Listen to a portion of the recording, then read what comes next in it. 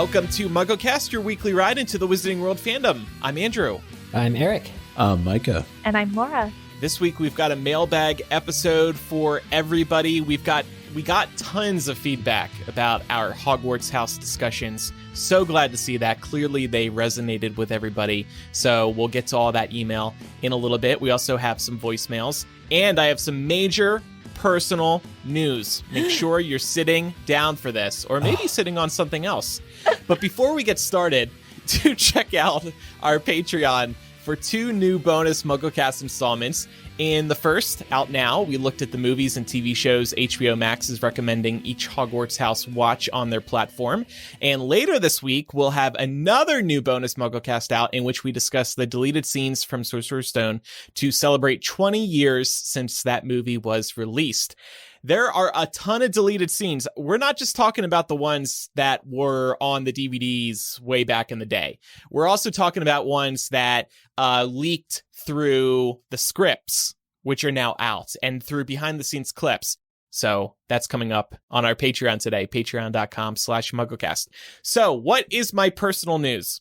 Panel, as you three may recall, I don't know when this inside joke started exactly, but we came to discover that Mattel, the toy company here in the US, released a vibrating Harry Potter broomstick back in 2001. And the reason this story was interesting was because once parents started receiving this vibrating Harry Potter broomstick, they realized that's not the best thing for a child to play on. And I'll just leave it there. And if you look at some Amazon reviews, and of course this product is no longer on Amazon, again, this was out 20 years ago, people were leaving reviews like, leave the batteries out, and my child plays on it for hours. Oh, that's a fail. So, as the story goes, they quickly stopped making this product because they realized it may be a bit of a problem. So it's been difficult to find. And over the past couple of years, I've joked that I would love to have one of these vibrating broomsticks just for fun because, you know, what a quirky Harry Potter product, a canceled Harry Potter product. That sounds fun. And so I set up an alert on my eBay account to inform me when somebody listed one of these. And I've seen some from time to time, but some were missing the box. Some of the brooms were, they were very just messy. Used. But finally, I found one on eBay. I'm holding it here right now. This puppy cost me $100. I was the only person to bid on it. Nobody else wanted this. And I am so happy to finally have received this. By the way, we posted about this on our social media channels. Jewel, our social media manager, tells us we've never received more engagement on an Instagram story. Everybody was... Was it like your what's in the box pack? Yes. Post? Yeah. Okay. It was all wrapped up. Very well wrapped, by the way. Great job, seller. But anyway, it does vibrate and it makes swooshing sounds. And I'm just very pleased. On the side of the box, it says, not an actual flying broom. Don't buy this thinking that it flies. I guess dreams really do come true. Isn't that right, Andrew? That's right, Eric. So lest anyone think their dreams can't come true, you can fly one day, like I have with this broom. I did a search, and the vibrating broomstick got mentioned on episode 301, which was late September 2016. So it's been running for at least 5 years now, this joke of the vibrating broom and you wanting one. Literally, the first bullet point in episode 301 is Andrew's elusive quest for the vibrating broomstick continues. I need to listen to that. Yeah.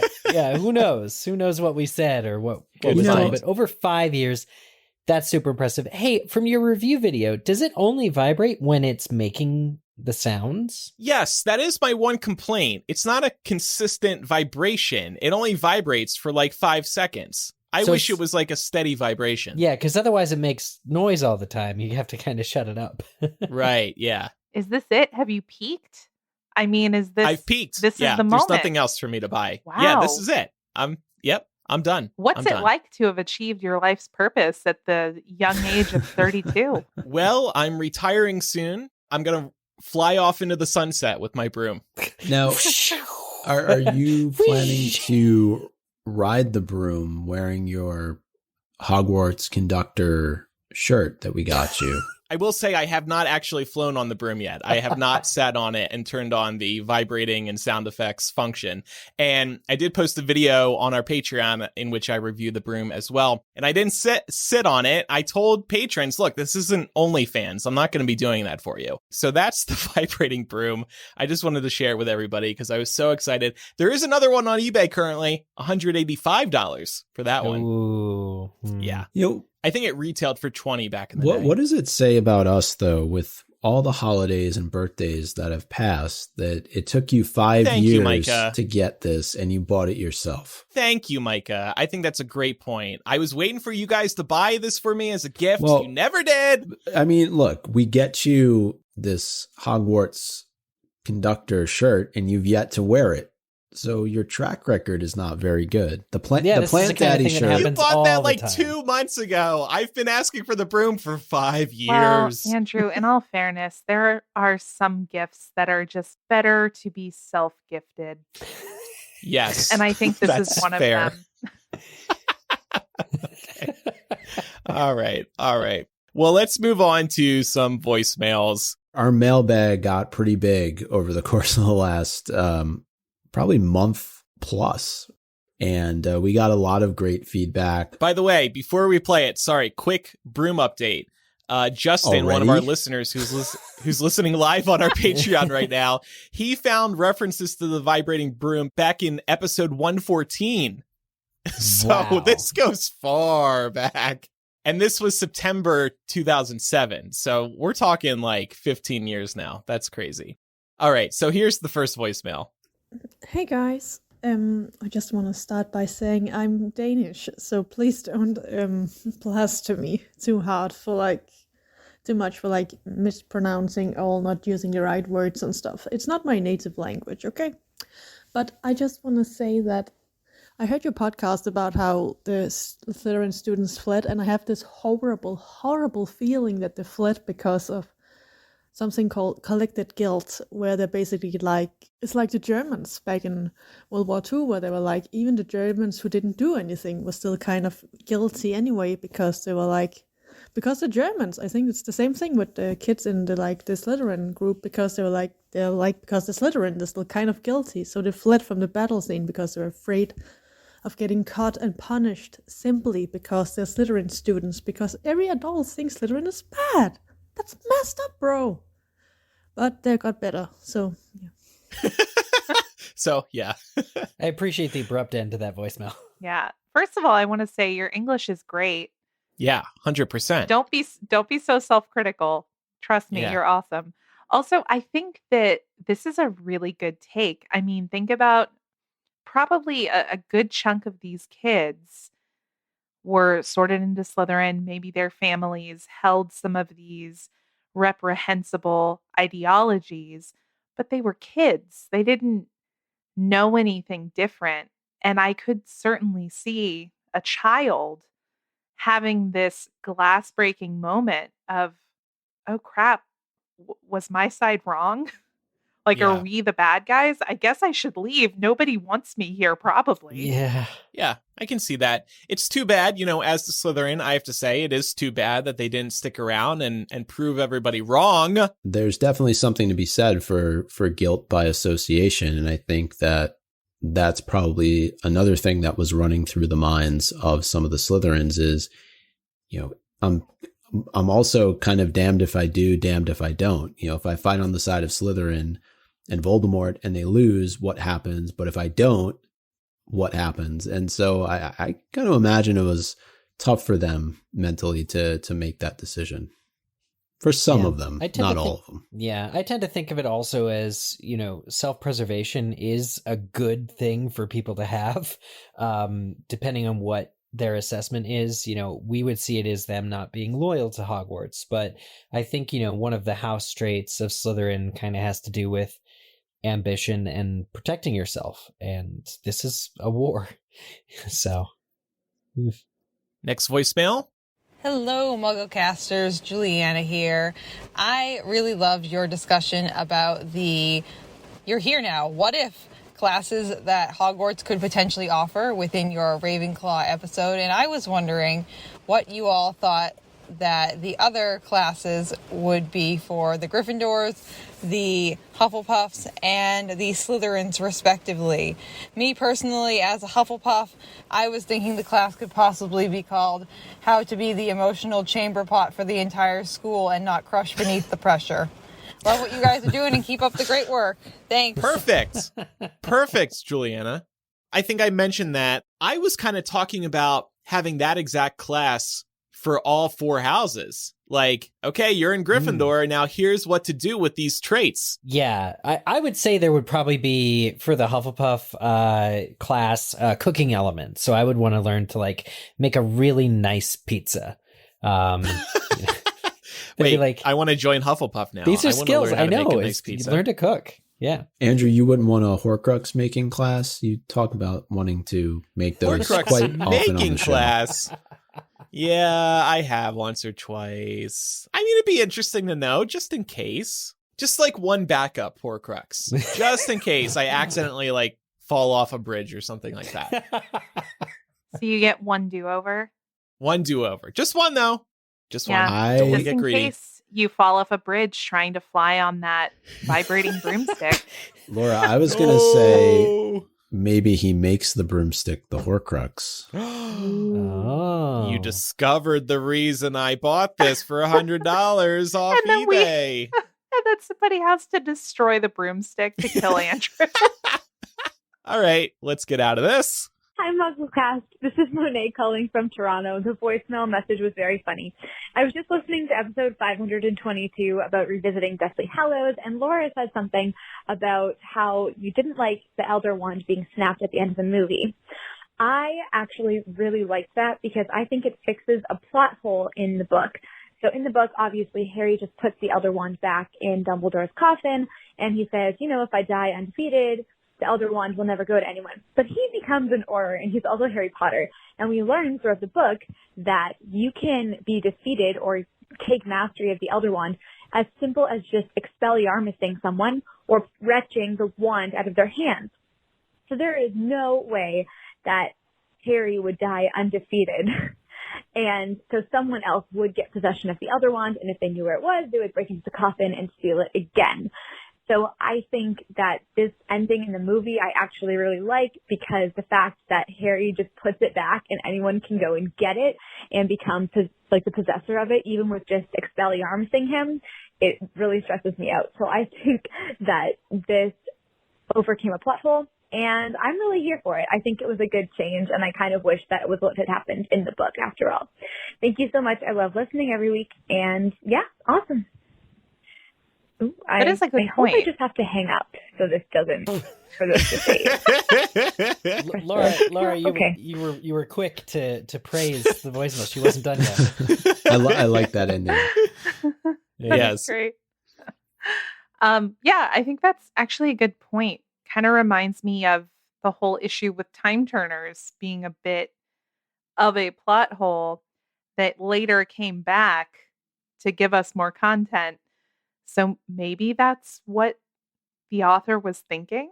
Oh. Like leaving that door a little bit open? Oh. What if somebody Dun, dun. defeated Harry and claimed the Elder Wand, and then we have a whole other series of books or movies or TV show or whatever? So maybe Harry snaps the Elder Wand in the movie so that it could not be a plot point in Cursed Child years later. I am You not think that coming was, back. Snap. It was Dan Radcliffe. He was like, I'm not doing this anymore.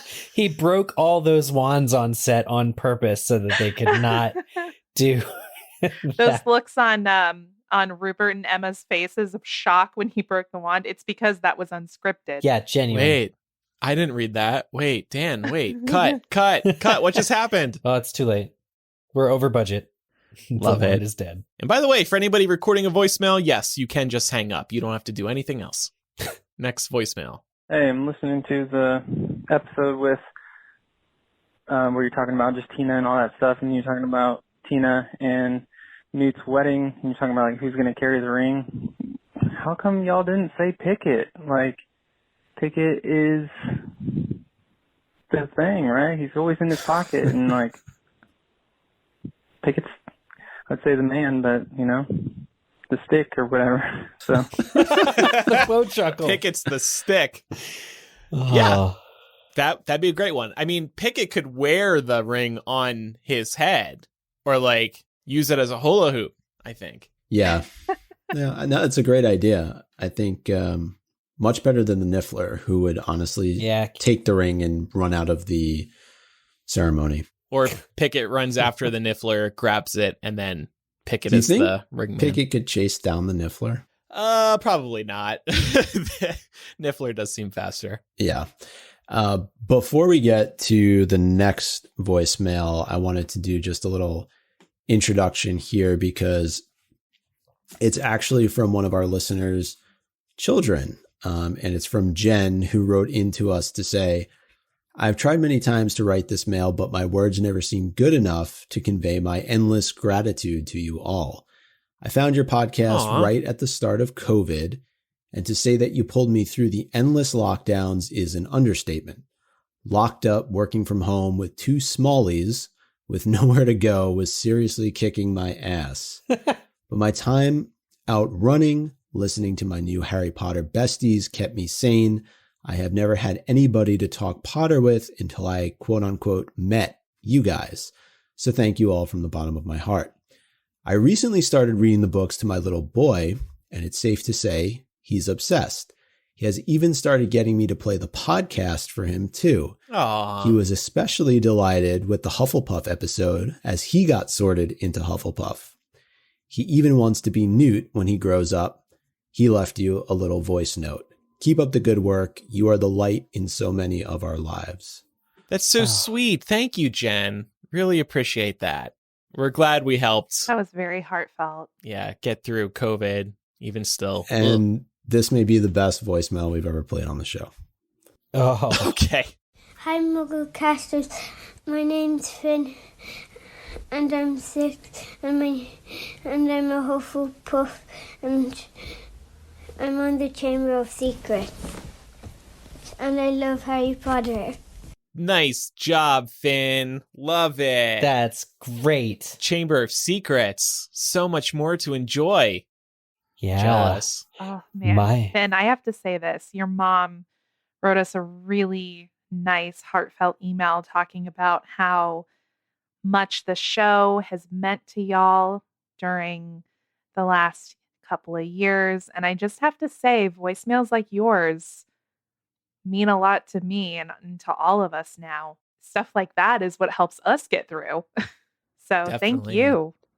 Yeah. I'm so happy to meet a fellow Hufflepuff. That's really, really neat. Don't forget pizza class. We're going to learn how to make some some tasty pizzas later today. All right. Well, we have lots of emails to get to today. But first, this week's episode is sponsored by BetterHelp.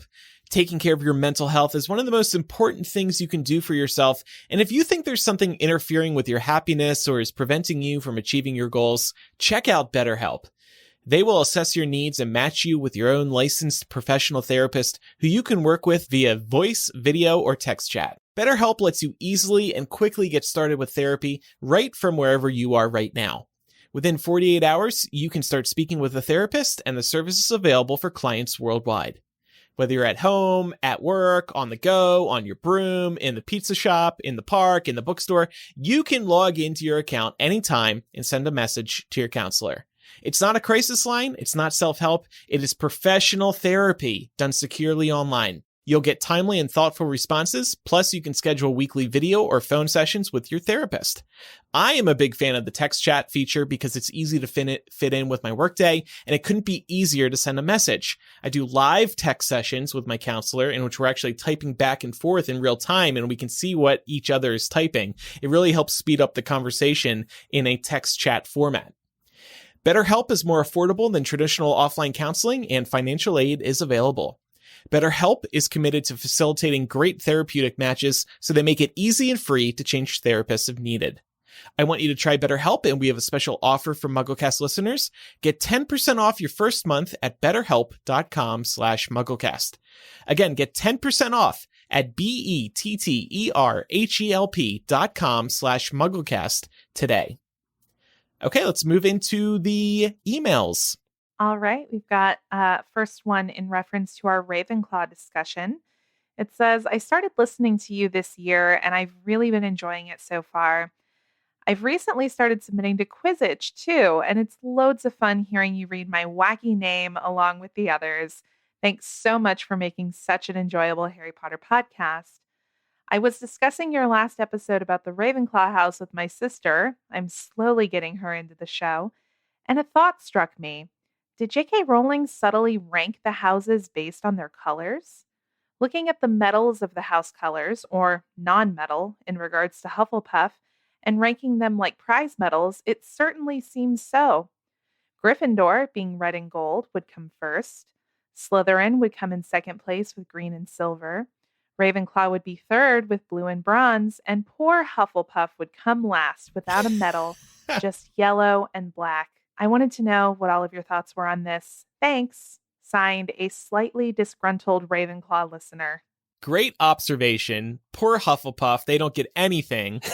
I will say, though, when I was growing up, when I was Finn's age, I used to hear this phrase, first is the worst, second is the best, third is the one with the hairy chest. So Ravenclaw, second in your analysis here, maybe you are the best. I cannot explain how crazy it is in my head that you said that, because I was thinking of that chant like when this email was being Really? Yeah, we grew up with that. I mean, we both grew up on the Eastern Seaboard, so I'm sure. Right, true. And also, I got this wrong. I was thinking Ravenclaw was second. It's not. It's Slytherin. So, sorry, you have the hairy chest, and I'm the best.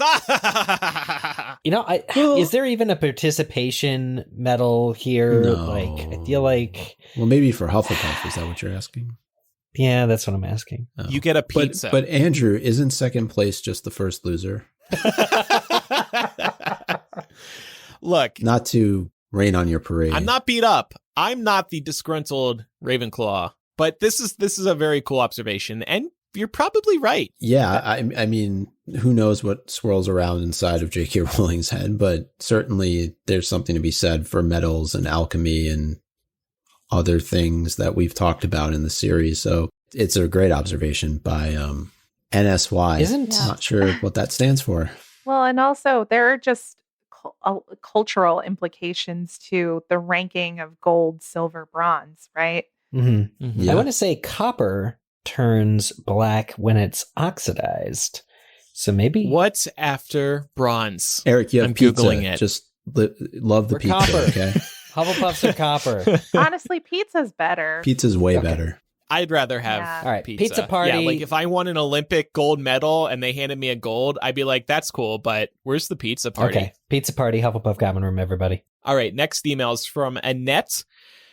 Hi, guys. I have really enjoyed your house discussion so far, and it struck me how interesting it is that we all see our houses so differently based on our preferences and placement on the introvert-extrovert scale.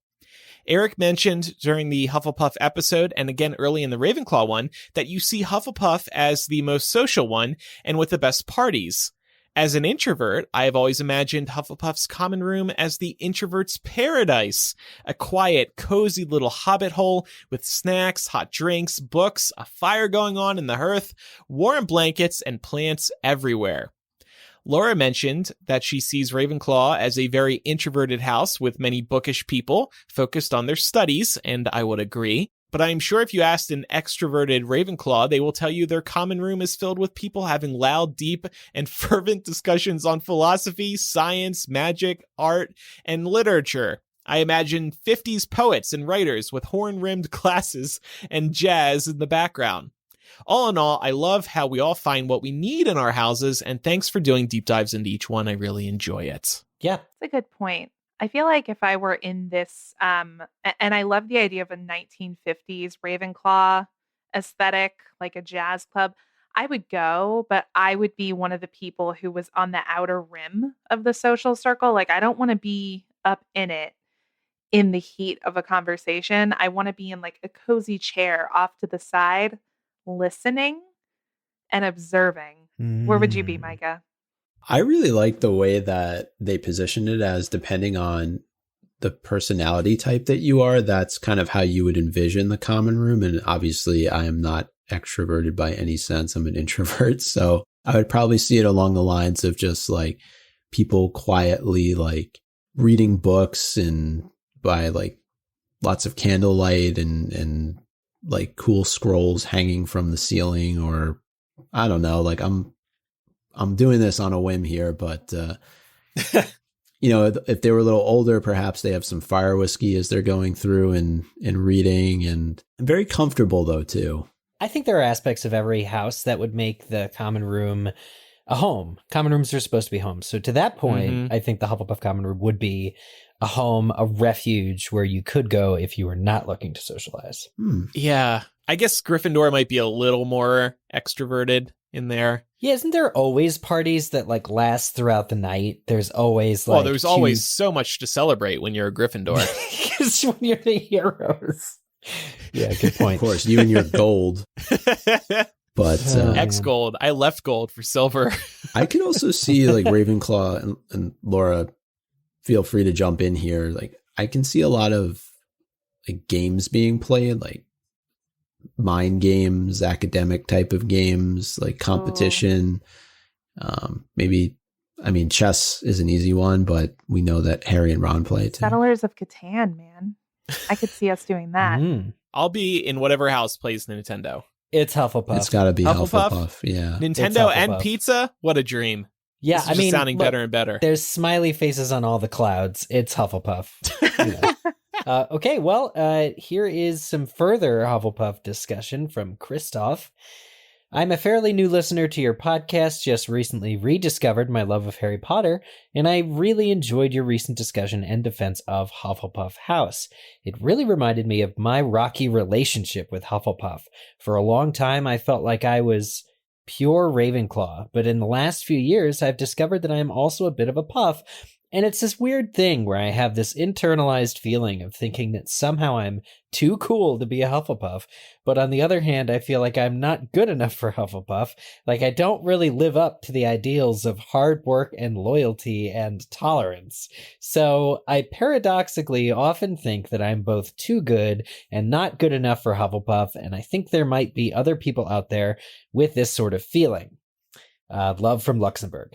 Yeah, Christoph, I get that. I think that it's more of the more of an average of how you feel, and it's all about what you value. So I've definitely felt an ebb and a flow myself. This also sounds a bit like imposter syndrome, and I know we all feel this from time to time. So, Christoph, I would say, embrace the characteristics of Hufflepuff that make you happy. Embrace the characteristics of Ravenclaw that make you happy. Just call yourself a Ravenpuff. There you go. There you go. Yeah. You get a slice of pizza. Just half a slice, though. Just half. Wow. Our next email comes from Yvain or Ivan.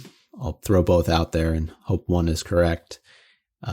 He says, "Hello, people. I hope you're doing great. I feel compelled to tell you why I think there should be a, quote, defense of Ravenclaw 2. And Andrew, I actually thought about this.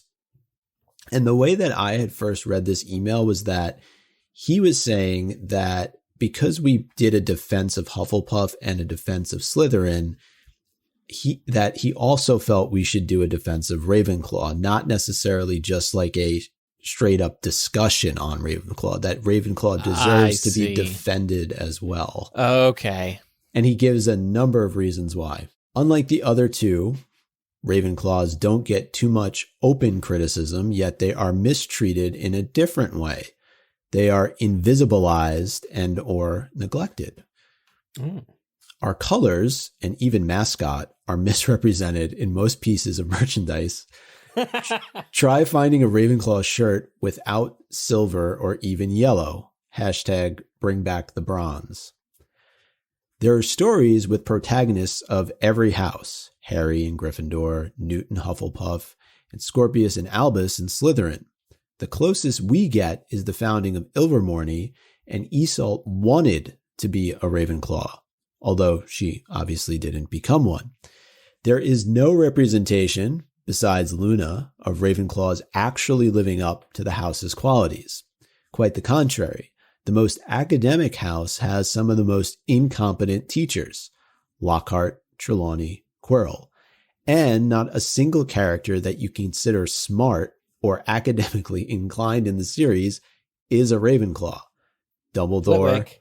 Lily, Snape, Hermione, McGonagall, Newt, Percy, the list goes on. Most Ravenclaws are portrayed in a negative or neutral to negative light, like Cho, Marietta, Lockhart, or Trelawney, and some less obvious cases, Roger Davies and Michael Corner. Because we're not maligned nor mocked, there wasn't any turnaround, any compensation by the author later, but at the same time, we don't get almost any positive attention besides Luna, who is bullied, and it's implied it is her roommates, so that's not that big of a positive.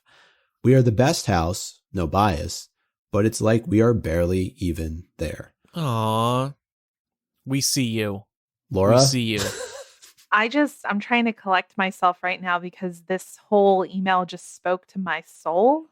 Wow. It does feel like in a lot of ways, Ravenclaw representation, I mean, it doesn't really count as representation. We're just sort of there.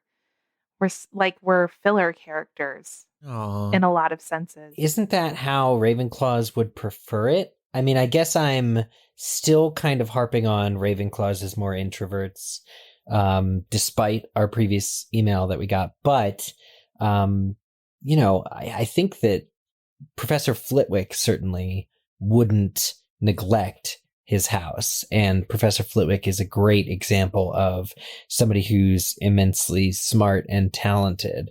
The plot, I would agree, does not call specific attention to him, but, for his skill. But at the same time, there's at least one good, great Ravenclaw, just like in the books, there was Cedric Diggory for Hufflepuff. Yeah, but how much time do we really get with Flitwick? About as much as we got with Cedric Diggory, I'd like to think. Yeah. Cedric felt maybe more relatable because we're reading him through Harry's lens and they're both teenagers, right? You're right. Harry obviously relates to Cedric in a way that he's not going to relate to Flitwick. So yeah, I agree. I think there is still something to be desired in terms of how Ravenclaws are portrayed in this universe. I'm still waiting. Yeah. I'm hopeful. Yeah. I really like that point about it being the house we knew the least about. I really like that point that was made on the Ravenclaw episode. Agree. All right. Our next email comes from Amanda for some house perspective. Amanda says, "Hi, I'm a relatively new MuggleCaster, but I've thoroughly enjoyed listening.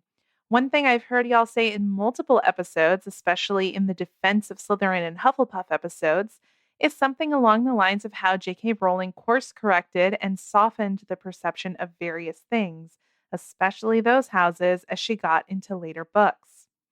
I would just like to offer a little child psychology to the conversation because while it may be true that J.K. course-corrected, it's one of the things I find so brilliant about the books. The first book is written from an 11-year-old boy's perspective, a boy who is suddenly thrust into an entirely new world pretty much on his own. He knows nothing about the houses at Hogwarts except what Hagrid tells him. In the first book, to Harry, Hagrid is the hero he knows, Dumbledore is the hero he hears about. He swoops in and rescues him from the Dursleys, tells him the truth about how his parents died, and introduces him to the life his parents wanted him to have. So when Hagrid tells him that Slytherin is all bad and Hufflepuff is a bunch of duffers, he simply believes his hero, and his encounter with Malfoy doesn't help matters. Add to this the fact that children see the world as black and white, you're bad or you're good, and Harry's idea of what the people in those houses looks like are set. It's not until they mature into the teens that they start to see the world in shades of gray. A person could be good, but also make terrible decisions sometimes, like Dumbledore. There's a reason Harry gets so upset at him when he's a teen and not before. As the books went on, maybe it wasn't course correcting so much as it was Harry's understanding growing. Yeah, I like that. Great Yeah, point. really great observation. Okay, this next email is from Isabella concerning Hufflepuff Integrity. Hi, I'm 26 and have been a Harry Potter fan for decades. Originally thought I was Gryffindor, but I am a Ravenclaw. I've started listening to your podcast since the pandemic started, and I binge while I'm at work. Well, welcome to the show, Isabella. I just finished your Defense of Hufflepuff episode, and I was surprised that the word integrity wasn't brought up when talking about what makes someone a Hufflepuff. I think there were a few phrases brought up to describe Hufflepuffs that could be considered integrity. Following their personal North Star is like having a strong moral compass and having the humility to admit when you're wrong when presented with new information. I think a strong example of Hufflepuff integrity is Helga declaring she'll take the rest and teach them all the same. She thinks of the long-term public gain of everyone having a proper education rather than just focusing on students who she perceives will exemplify her own personal goals in the wizarding world. Personally, I don't think she would have made it an option to separate and put in houses based on arbitrary personality traits at all. I think her choice was her being more enlightened than the other three founders, and her saying, "I'll take the rest," isn't an indication that she thinks lesser of the students who don't fit into their criteria. More so a response to other founders being exclusionary and providing everyone an opportunity. People who have a strong sense of integrity have a more secure and confident sense of who they are as a person. If you think of houses and their traits as such, bravery, ambition, intelligence, integrity, it rounds out the virtues well. Isabella, what a love letter to Helga. I love this. A Ravenclaw defense of Hufflepuff, nonetheless, Eric. That makes it even more special. Cross fandom love. Our listeners are so observant and are adding so much to our discussions. Thank you for all this feedback. It really, really is awesome. Here is an email from Faith. Hi, MuggleCast. My name is Faith, one of your younger and Canadian listeners. I am writing to you after listening to one of your previous episodes in defense of Slytherin. For context, I'm a Gryffindor. Something I wondered after finishing it is what would have happened if Tom Riddle had been sorted into Slytherin's, quote, opposite house, Gryffindor. Would this have changed the outcome of the Wizarding Wars? If so, how drastically? Another thought I had was that the reason Voldemort's main supporters were Slytherin is because that's who he chose to surround himself with the most. If he had been sorted into and hung mostly around a different house, his influence would have mainly contained within that group of people. Thus, that's where most of the Death Eaters would have originated from. Thank you for being such a great podcast, perhaps even the best podcast ever. Your message of inclusion and acceptance is something the world needs to hear more often. You are people who lead by example, and your hard work shines through. Aww. Thank you. Lastly, one defense you can say for Slytherin is that if we didn't have them, we would be left only with primary colors, red for Gryffindor, yellow for Hufflepuff, and blue for Ravenclaw. And when you mix them up, you get a neutral color, which is boring. Adding green to the mix makes it much more exciting. So true. Green's my favorite color, actually. Laura, come to the dark side. Join us. We're silver over here.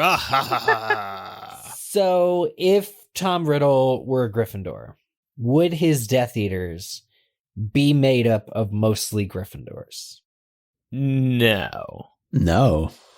Really? No. Well, I don't know. These are very different people in Gryffindor House. It doesn't follow then that all of these people would sign up for what Tom Riddle's selling. It's hard because Gryffindor, I feel like, are the most likely people to do something dangerous or rule breaking. We've talked about this, but I think that the reason that the Death Eaters were in Slytherin or hailing from Slytherin is because those people valued power and they saw a means by which to attain power for themselves by aligning themselves with the guy who was trying to run it all. But Gryffindor's an easier case to make because they are also very bold and warlike. So it's a hard question for me. Here's what I will say. We've seen various examples in the books of Tom Riddle being incredibly persuasive and charming. And he charms people who are not necessarily Slytherins. So would the same amount of Gryffindors have sided with Tom Riddle as the amount of Slytherins who did? Maybe not. But I think that there could be a case to make that he could have at least had a core group of Gryffindor friends who were on his side. I mean, we have to consider the bandwagoning effect here, right? We see it all the time in society.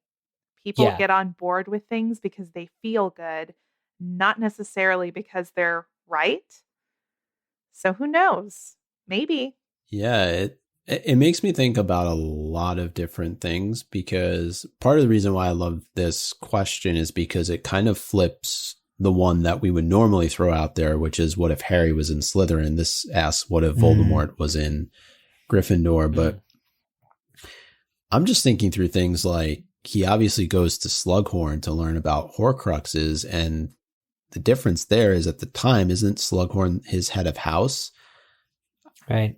I wonder if he would get that same kind of information from, I don't know if McGonagall was the head of house back then, but or was it Dumbledore? I doubt it. That, and even his followers, to the points that were raised, I just think that Slytherins, there was this tendency for that house to have families that were a little bit too obsessed with pure blood mania. And we don't see as much of it in Gryffindor. I'm not saying that there weren't students or families of students who followed that same kind of set of ideals, but it's just hard to imagine him being in Gryffindor. Yeah, I think we also have to remember the time this would have taken place. I mean, we don't see very many Gryffindors in Harry's time expressing a preference over blood status, but in the 1940s, wouldn't that have been when Tom was at Hogwarts? I mean, it could have been an entirely different world. True. At that point. There could have been a lot more implicit bias going on. And to the point about Slughorn, we see that Slughorn doesn't necessarily place academic preference on Slytherins. I mean, he's very fond of Harry. He's very fond of anyone who he can collect, right? So I think Slughorn would have been impressed with Tom Riddle no matter what house he was in. Yeah, that's a really good point. Our next email comes from Amelia, who is talking about the heads of house. She says, "Hi, MuggleCast. My name is Amelia. I live in Sydney, Australia. Whilst listening to your episode about Slytherin House, it got me thinking about how the heads of house of Hogwarts are chosen.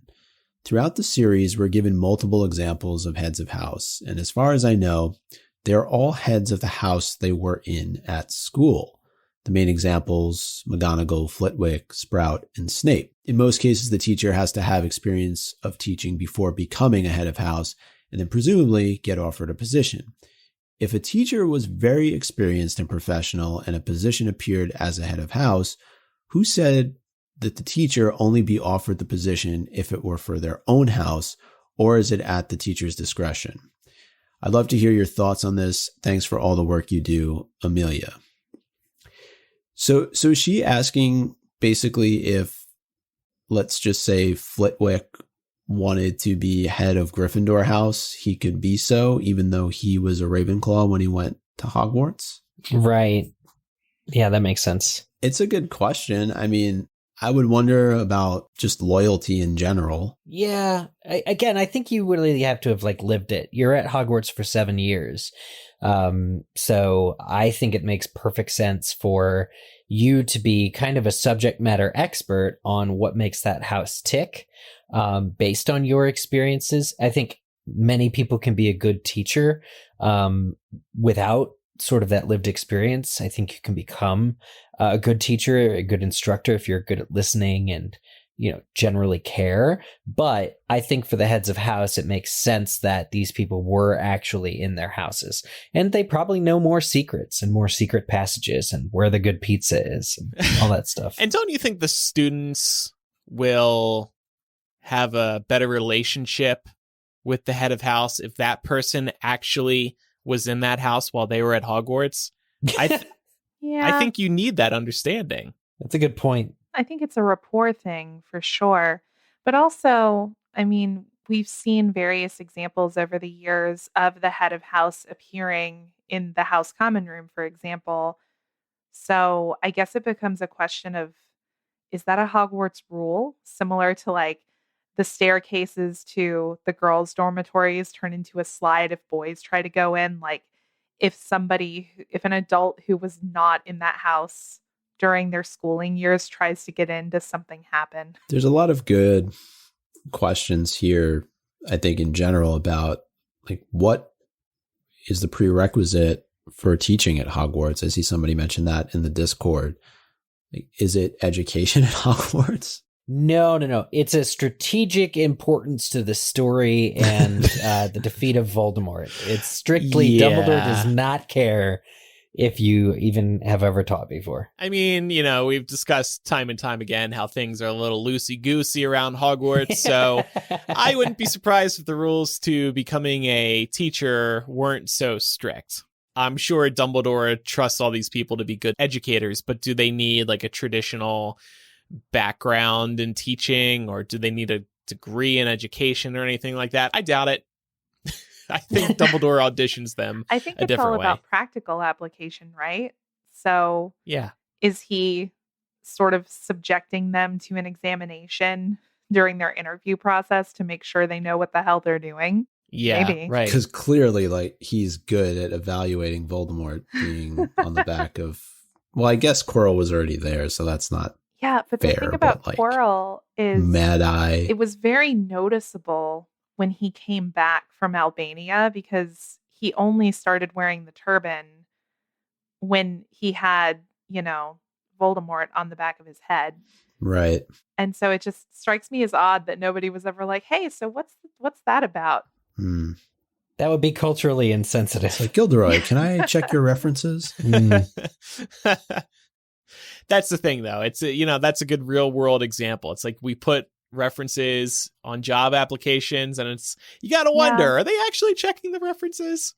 Maybe he did put down job references, knowing that Dumbledore wouldn't actually check. Loosey-goosey. Lockhart's references were Ob, Live, and E8. But also, I mean, with Lockhart, it seems like if you started digging into his resume, that you would find a disturbing pattern of people who have no memory of their accomplishments, and you would be like, that's weird. Then this is all the proof we need that Dumbledore doesn't do a good job of selecting teachers.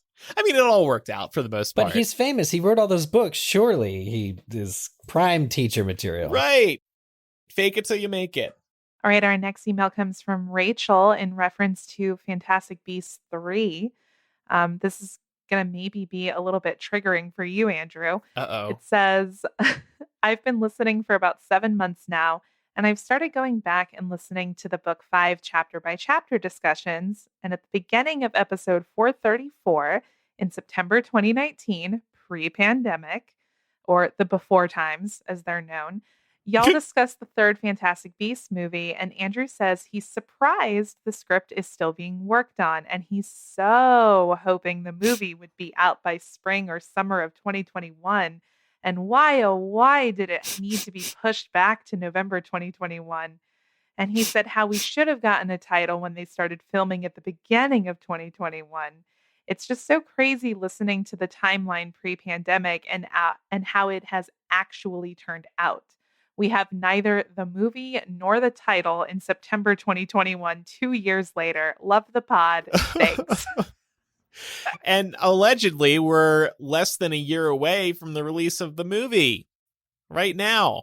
So, yeah, that's one of the fun things about doing this show and making these predictions on air. We can revisit them and cry or laugh or celebrate, brag. In this case, it's a lot of crying. Yeah. Well, hopefully we get a title soon. Or a teaser trailer, to your point. You said 2 years later. We're not that far away. It's going to be surreal to like actually get some information about this movie. It's not going to feel real when we do. Well, actually, along those lines, we have a couple of throwback emails, which we like to do, go all the way back in our email archives. These are both from September the 28th, 2007. So 14 years ago, just a little shy of that. But yeah, along those lines, John, 18 at the time, wrote into us from New York, and he asked the question, do you think Joe is going to make a series about Dumbledore before the Harry Potter books? John. Damn, John Trelawney over here. Way ahead of his time. September 2007. So this was right after Book 7 came out. Obviously, more of Dumbledore's backstory was built up in Book 7. I think it was a great guess at the time. I wonder if we speculated that on air. Wouldn't this have also been after her reveal that Dumbledore is gay? September of 2007? That happened in October. Oh, okay. October. If John only knew what was still to come. It's just, well, Dumbledore was always the character that was just absurdly older than everyone else. Like, one of Rowling's first interviews said he was 150. So it makes sense. He was not, apart from being the headmaster and the hero and the best, strongest wizard of the books, it just makes sense to, if you're telling any kind of prequel story, to have it revolve around Dumbledore, who's seen it all. Mm-hmm. Seen it all. And of course, one of the most popular characters. Yeah, absolutely. And then one other email we had here from Shira B, 12 at the time, from Concord, New Hampshire, says, "Hi to all the awesome MuggleCasters, especially Jamie, because you have a hot accent." True. It's true. It's still true. He does. 12-year-old Shira. Jamie's accent. So, I have a question about one of Snape's memories. When he's talking to Dumbledore, when Hagrid overhears them, Snape sends out his Patronus. Why does Dumbledore say, "after all this time"? What does he mean by that? And yes, I do know that Snape's Patronus is the same as Lily's, but that still doesn't explain it. How did Harry know about Lily's Patronus? All good questions, and I've struggled with this myself. You kind of have to do mental gymnastics to say Harry's Patronus is a stag. He was told that that's his father's animagus form. So presumably the person... So Snape is his sister? No, presumably the person that marries the stag animagus is going to have a doe Patronus. And then from there you got to say, well, Snape's Patronus is the same as Lily's. That's weird. Right? There's no cleaner line that explains that, is there? I'm trying to do some Googling. Yeah, I was thinking that even maybe some of the listeners in the Discord would be able to answer this. I agree with you about the mental gymnastics, Eric. I don't think it's ever explicitly stated that Lily's Patronus is a doe. I could be totally wrong about that, but yeah, you'll see listicles saying it, but I don't think that that's strictly in it, because Harry only finds out about the doe in the at the end of Deathly Hallows. So there's not enough time for anyone to be like, by the way, that was your mother's Patronus, or that would, if your mother was an animagus, that's what she would do. Think about in Prisoner of Azkaban how he reacts to seeing the stag. He's like, "That's my father." And wouldn't you think that he would have a similar reaction to seeing the doe? Oh, right. For when Snape makes the doe appear and it guides him. This also was part of what in the movies made a lot of people think that weren't Harry Potter book readers. Snape was Harry's father.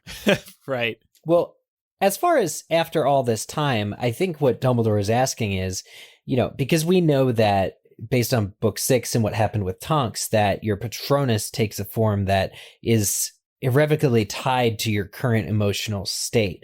So for Snape to have a Patronus that is, reminiscent of Lily or exact to Lily's after all this time, meaning when Harry's, a teenager, 15, 16 years after Lily's death, then that's what Dumbledore is asking. You still love this person, this like your love for this person still burns enough for that to be your Patronus form?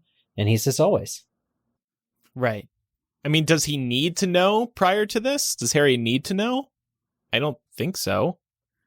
No, but I think the question that is being asked is how would Harry be able to recognize that as his mother's Patronus without any context?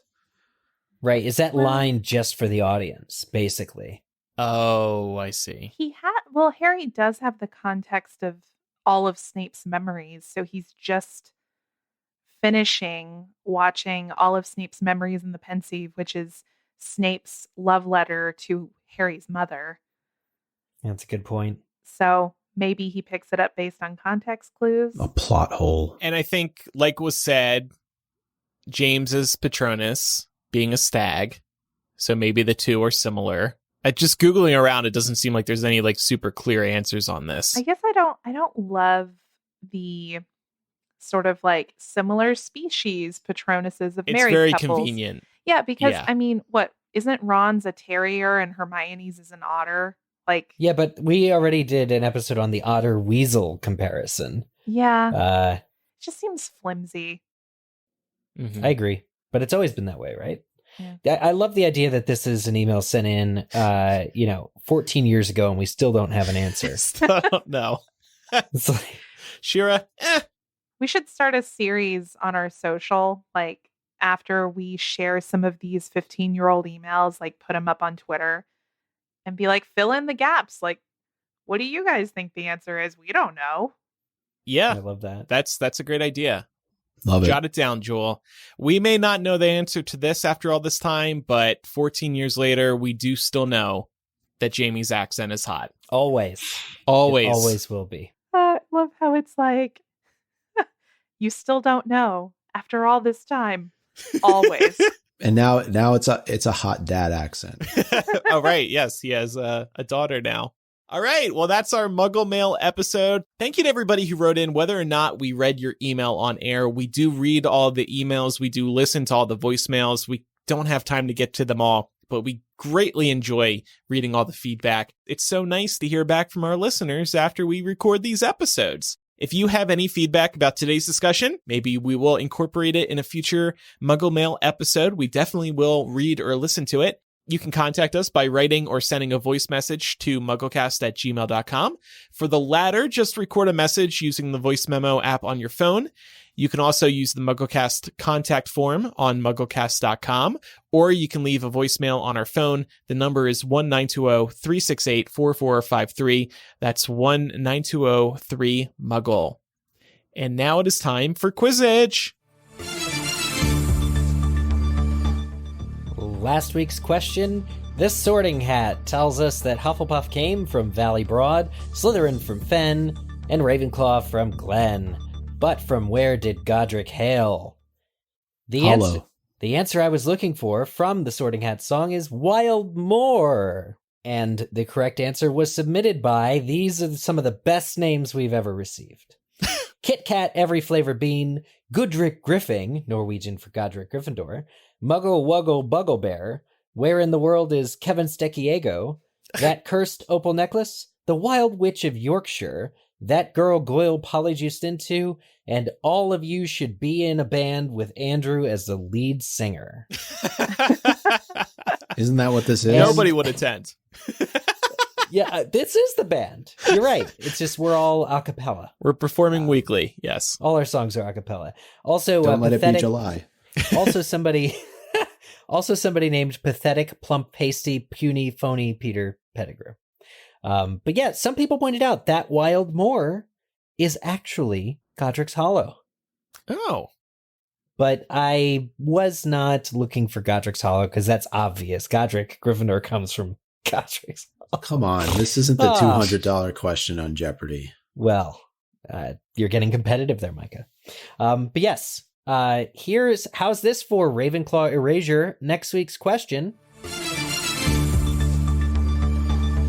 What form does Cho Chang's Patronus take? That's right, we're single-handedly combating the invisibilitying of... Well, we're single-handedly combating Ravenclaws being made invisible. So, Ravenclaw-themed question. I see. Thank you. Yes. Maybe the shortest question ever. Yeah, maybe submit your answer to us over on the MuggleCast website, mugglecast.com/Quizzitch, and we look forward to all of your names. Make sure you're following the show for free in your favorite podcast app and leave us a review if they allow you to. Also, don't forget to follow us on social media. Our username is MuggleCast on Instagram, Twitter, and Facebook. Again, we've got a new bonus MuggleCast coming up. We're about to record it, in which we discuss all the deleted scenes from Sorcerer's Stone, even the ones we didn't see on the DVD. So we're going to dig into the details. Thanks, everybody, for listening. I'm Andrew. I'm Eric. Micah. And I'm Laura. Bye, everyone. Bye.